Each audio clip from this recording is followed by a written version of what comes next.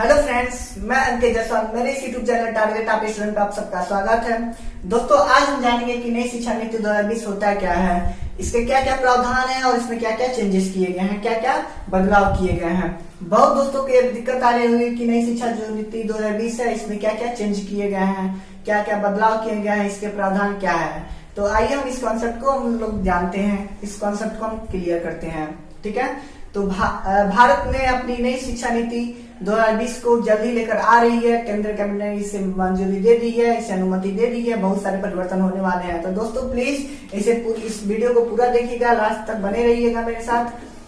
तो भविष्य में बहुत सारे परिवर्तन होने वाले हैं। तो सबसे पहले हम ये जान लेते हैं कि इसमें क्या क्या परिवर्तन किए गए हैं। इसके पहले हम जान लेते हैं कि ये शिक्षा नीति कितने बार परिवर्तन हो चुके हैं। ठीक है, तो शिक्षा नीति को 3 बार परिवर्तन किया गया है। शिक्षा नीति को कितने बार परिवर्तन किया गया है, तो 3 बार परिवर्तन किया गया है। पहला परिवर्तन 1968 में किया गया था। ठीक है, इंदिरा गांधी के सरकार में, इसमें इंदिरा गांधी के सरकार था। दूसरा परिवर्तन किया गया था 1986 में, ये राजीव गांधी का सरकार था। और तीसरा जो नई शिक्षा नीति में परिवर्तन किया गया है वो 2020 में किया गया है। इसमें माननीय नरेंद्र मोदी की सरकार है। ठीक है, तो ये 34 साल बाद परिवर्तन किया गया है। शिक्षा नीति में 34 साल बाद परिवर्तन किया गया है, 34 साल बाद। ठीक है, तो सबसे पहले हम लोग जान लेते हैं कि शिक्षा नीति होता क्या है, इसके क्या क्या प्रावधान होते हैं। तो शिक्षा नीति में पहले पद्धति ये था कि 10+2 पद्धति था, 10+2। ठीक है, लेकिन अब जो शिक्षा नीति है, अब जो पद्धति है वो होगा 5+3+3+4। ठीक है, तो क्या ये हो जाएगा 15 साल। तो क्या हम लोग पहले 12 साल पढ़ते थे? हाँ, पढ़ते थे 12 साल। लेकिन क्या हम लोग अब 15 साल पढ़ेंगे? तो हाँ, हम लोग 15 साल अब पढ़ेंगे। 5 साल में हम लोग 5वें साल के अंदर, ठीक है, 5वें साल के अंदर या 5वें वर्ष में 2 क्लास सेकंड में हम लोग जाएंगे। मतलब बच्चे क्लास सेकंड में जाएंगे। 5वें साल में क्लास सेकंड में बच्चे जाएंगे। और 5वें साल के पहले क्या होगा, तो पहले ये गवर्नमेंट स्कूल में ये था कि पहले LKG और UKG नहीं था, यानी प्री प्राइमरी नहीं था। तो इसको लाने की व्यवस्था किया गया है। और ये कहाँ चलेगा, तो ये आंगनवाड़ी में पढ़ाया जाएगा। इनके लिए एक अलग स्कूल होगा जिसका नाम आंगनवाड़ी होगा। ये पहले भी था आंगनवाड़ी, ये पहले भी था जिसमें हम लोग बहुत सारे सतुआ खाने गए हैं। ठीक है, उसमें हम लोग कुछ ज्ञान की बातें भी जान कर आए हैं। तो अब जो होगा उसमें LKG UKG इसमें आंगनवाड़ी में बताया जाएगा। ठीक है, तो 5 साल के अंदर LKG UKG हम लोग पढ़ेंगे। फिर 5वें साल में हम सेकंड में पहुंचेंगे, बच्चे क्लास सेकंड में पहुंचेंगे। ठीक है, तो अब जानते हैं कि ये तीसरे साल क्या होगा। तीसरा साल मतलब 5 साल, ये जब 5 साल सेकंड में पहुंच जाएंगे बच्चे, तो 3 साल बाद 5 में पहुंचेंगे, क्लास 5th में पहुंचेंगे, क्लास 5th में पहुंचेंगे। और क्लास 5th के पहले बच्चे मातृभाषा में अपनी पढ़ाई करेंगे। यानी जो गुजराती होंगे गुजराती पढ़ाई करेंगे, राजस्थानी होंगे राजस्थानी में पढ़ाई करेंगे, फिर कर्नाटक होंगे कन्नड़ में पढ़ाई करेंगे। अपना अपना मातृभाषा जो होगा, उन लोग का जो मातृभाषा होगा उस मातृभाषा में अपनी क्लास 5th के पहले पढ़ाई करेंगे। ठीक है, तो ये 3 साल ये हो गया। और 3 साल में जस्ट 3 साल, ठीक है, ये जब 3 साल में हम लोग 5 पे पहुंच गए 3 साल बाद, फिर 3 साल हम पहुंचेंगे क्लास 8th में पहुंचेंगे। तो इसमें सबसे बड़ा बदलाव ये किया गया है क्लास 6 में, मतलब क्लास 5th के बाद क्लास 6, ये जो क्लास 6 है, तो क्लास 6 में ये परिवर्तन किया गया है कि इसमें कोडिंग सिखाई जाएगी। इन सब बातों को पहले हम जानते हैं, बाद में हम लोग देखे। पहले जो पद्धति था वो 10+2 पद्धति था। ठीक है, अब जो पद्धति है वो 5+3+3+4 पद्धति है। ठीक है, अब आते हैं हम लोग हम लोग दूसरे पॉइंट पे दूसरे पॉइंट क्या है कि एमएचआरडी का नाम बदलकर एजुकेशन मिनिस्ट्री कर दिया गया। जी हाँ दोस्तों, ministry human resource of development का नाम बदलकर एजुकेशन मिनिस्ट्री कर दिया गया। यानी एमएचआरडी जो होंगे वो शिक्षा मंत्री होंगे। ठीक है, एमएचआरडी कौन थे? एमएचआरडी रमेश पोखरियाल थे, रमेश पोखरियाल निशंक, जो अब शिक्षा मंत्री के नाम से जाने जाएंगे। शिक्षा मंत्री उनका पद रहेगा, रमेश पोखरियाल अब बन जाएंगे शिक्षा मंत्री। ठीक है, तो अब बात करें शिक्षा मंत्री की, तो भारत के पहले शिक्षा मंत्री अबुल कलाम थे, अबुल कलाम आजाद थे। ठीक है, तो ऐसे में हम लोग के दिमाग में ये भी क्वेश्चन उठा होगा कि पहले भी शिक्षा मंत्री थे, पहले भी शिक्षा मंत्री यानी अबुल कलाम आजाद थे, अब भी शिक्षा मंत्री हैं जो रमेश पोखरियाल निशंक जी हैं। तो एमएचआरडी कहाँ से आया? एमएचआरडी कब आया? तो एमएचआरडी सन 1986 में स्वर्गीय राजीव गांधी जी एमएचआरडी को लाए थे 1986 में, और इसका एक संशोधन भी हो गया है। सन 1992 में इसका संशोधन किया गया था। ठीक है, तो एमएचआरडी यानी ministry human resource of development का नाम बदलकर एजुकेशन मिनिस्ट्री कर दिया गया। भारत के पहले एजुकेशन मिनिस्ट्री कौन थे? तो अबुल कलाम आजाद थे। इस समय एजुकेशन मिनिस्ट्री कौन है? तो रमेश पोखरियाल जी हैं, रमेश पोखरियाल निशंक जी हैं।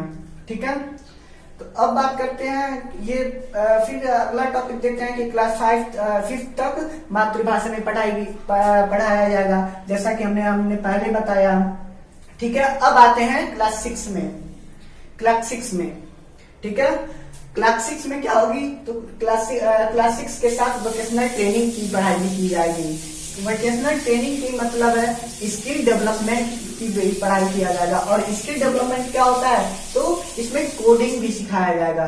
क्लास 6 के साथ ही इसमें कोडिंग की बात मतलब सिखाई जाएगी, यानी जिसको जो मन करे वो सीख सकता है। ठीक है, यानी एक प्रकार से ये कहा गया है कि जब बच्चे एजुकेशन के साथ साथ जब स्कूल से निकले तो एजुकेशन के साथ साथ उनके पास हुनर भी हो, एक प्रकार से हुनर भी हो, इसमें इंटर्नशिप भी बताया जाएगा। ठीक है, तो अब आते हैं क्लास 9 में। क्लास 9 में क्या है?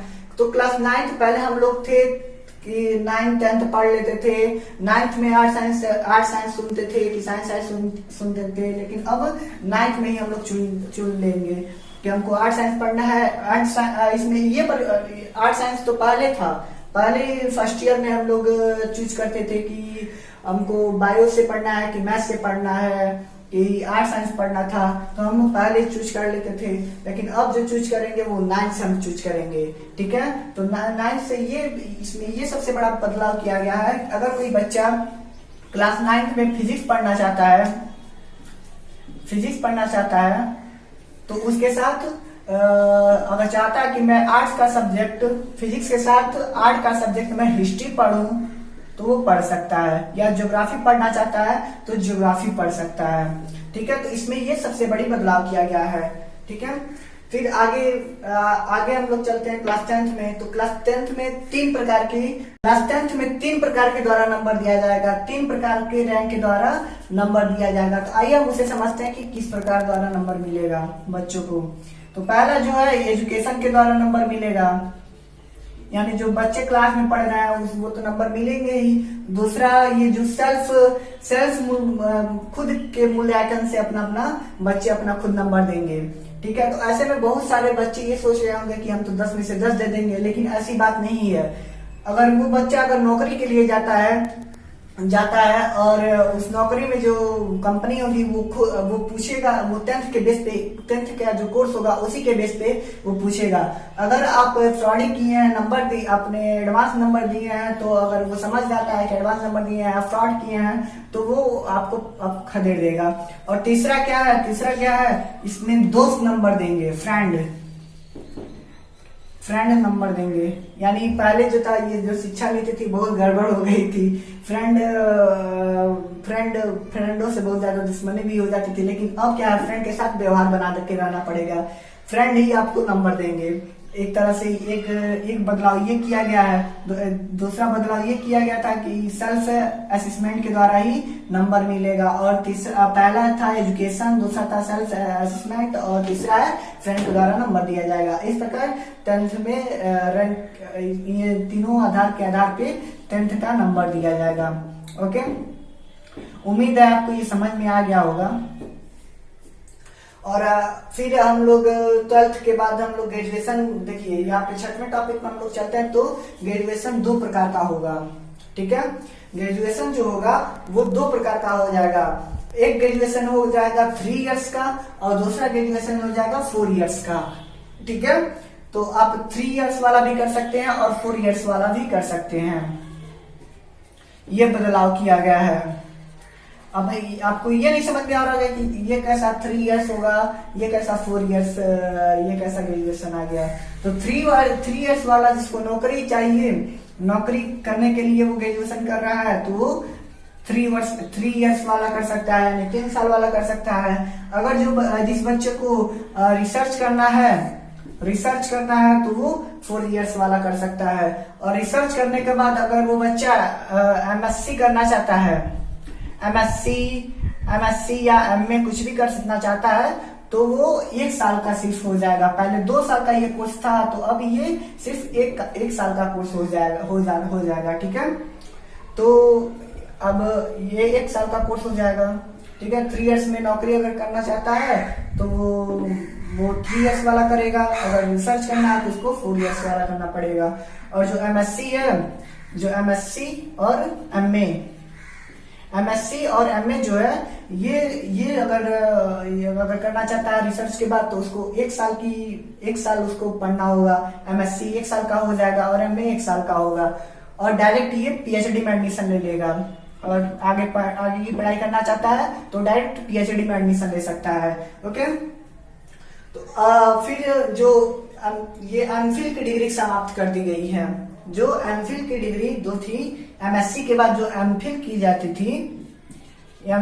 जाती थी, उसकी डिग्री खत्म कर दी गई है, ठीक है। और फिर अगला देखेंगे कि बीएड कॉलेज बंद, यानी जो बीएड के कॉलेज थे, अब आपको बीएड नहीं करना पड़ेगा। बीएड जो कर रहे थे बच्चे, वो अब ग्रेजुएशन के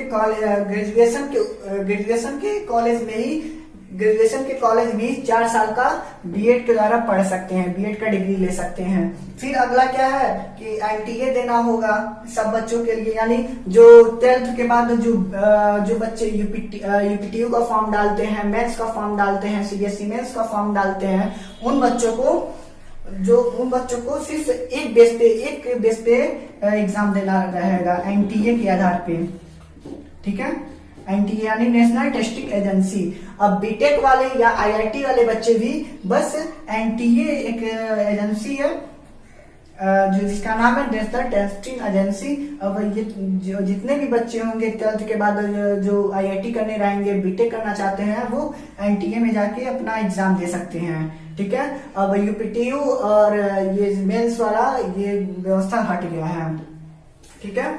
तो अगला देखेंगे कि फिर 10वां है multiple entry and multiple exit, यानी जब बच्चा चाहे, यानी जब आप लोग चाहते हैं अब ग्रेजुएशन में एडमिशन ले सकते हैं, या ग्रेजुएशन से हट के और कोई नौकरी करना चाहते हैं तो नौकरी कर सकते हैं, ठीक है। मल्टीपल एंट्री मतलब अब जब चाहे तब ग्रेजुएशन कर सकते हैं, यानी अगर आप एक साल ग्रेजुएशन करके आप छोड़ दे रहे हैं, 1 साल ग्रेजुएशन करके आप छोड़ रहे हैं, तो उस साल आपका व्यर्थ नहीं जाएगा, उसी साल का आपको सर्टिफिकेट दे दिया जाएगा, ठीक है।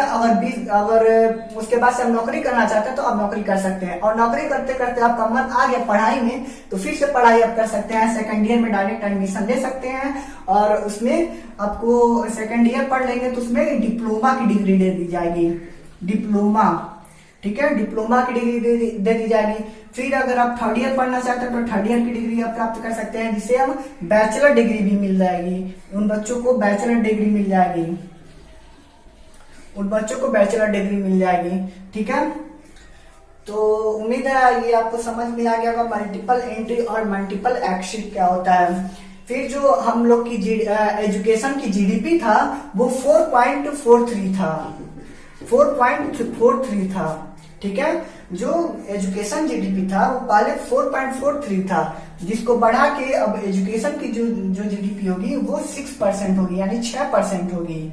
ठीक है, तो ये इतना तो हो गया। अब देखेंगे कि जो यूजीसी था, सीएसआईआर था, वो अलग अलग कमेटी थी, लेकिन ये जो यूजीसी और सीएसआईआर वो जितनी भी कमेटी हैं अब बस एक कमेटी होंगी और उन कमेटियों के भी एक अध्यक्ष होंगे और उन्हीं के द्वारा वो सब कुछ किया जाएगा जो उसके द्वारा किया जाता था। ठीक है, आज की इस वीडियो में हम लोग इतना देखे। अब हम लोग देखेंगे कि और हम लोग ये जान लेते हैं, हम जानते हैं कि नई शिक्षा नीति कैसे लाई गई। तो नई शिक्षा नीति लाने के लिए 2 लाख लोगों से सलाह लिया गया था। ठीक है, नई जो शिक्षा नीति लाने के लिए 2 लाख लोगों से राय लिया गया था, मीटिंग बढ़ाया गया था और ये मीटिंग 4 साल से चल रही थी। 4 साल से चल रही थी ये मीटिंग। ठीक है, 2016 में स्टार्ट किया था और 2020 में जाके खत्म हुआ है। कल केंद्रीय कैबिनेट बैठक हुआ था, उसमें यह अनुमति दे दी गई है कि नई शिक्षा नीति 2020 जल्द ही लाया जाएगा। ठीक है, अब हम ये जानते हैं कि जो शिक्षा नीति की जो ड्राफ्ट थे वो कौन बनाए थे। तो नई शिक्षा नीति मतलब कैसी होनी चाहिए, इसका प्रावधान क्या होना चाहिए, इसमें क्या क्या बदलाव होना चाहिए, इसको एक इसरो के वैज्ञानिक थे के कस्तूरी रंजन ने ड्राफ्ट बनाया था। किसके कहने पे? तो रमेश पोखरियाल के जी के कहने पे। तो जो के कस्तूरी रंजन थे, के कस्तूरी रंजन, सॉरी ये चल नहीं रहा है, के कस्तूरी रंजन जो थे, के कस्तूरी जो रंजन थे, उन्होंने ड्राफ्ट बनाकर सन 2019 में दे दिए थे। किसको? रमेश पोखरियाल जी को। ठीक है, उम्मीद है ये पूरा वीडियो शुरू से लास्ट तक आपने देखा होगा और ये वीडियो उम्मीद है आप लोगों को समझ में आया होगा। तब आज की इस वीडियो में हम इतने ही रहने देते हैं, मिलते हैं जस्ट नेक्स्ट वीडियो में। तब तक के लिए मस्त रहिए, सतर्क रहिए, सावधान रहिए। Thank you very much.